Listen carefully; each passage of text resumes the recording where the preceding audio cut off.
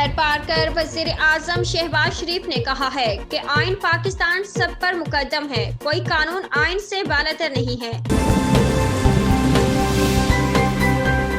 Islamabad chief justice Umar अताब Bandial ने audio leak से मुतालिक अहम रिमार्क्स में कहा कि सुप्रीम कोर्ट आईनी अदारा है जिसे ऑडियो टेप्स के जरिए बदनाम किया जा रहा है। इन ऑडियो टेप्स की कोई अहमियत नहीं।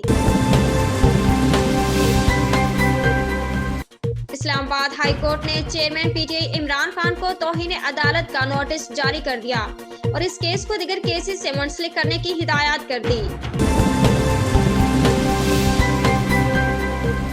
लाहौर पाकिस्तान तहरीक इंसाफ पीटीआई को 26 मार्च को मीनार पाकिस्तान पर जलसा करने की इजाजत मिल गई। हाई सिक्योरिटी रिस्क में जलसे में नुकसान की जिम्मेदार पीटीआई खुद होगी। रावलपिंडी पाकिस्तान के मुख्तलिफ शहरों में जल्जले के बाद पाक फौज की तमाम यूनिट्स अमदादी सरगर्मियों के लिए तैयार हैं। इस्लामाबाद चेयरमैन सीडीए ने जल्जले के बाद इस्लामाबाद में तमाम इमारतों का सर्वे करने के अहकाम जारी कर दिए।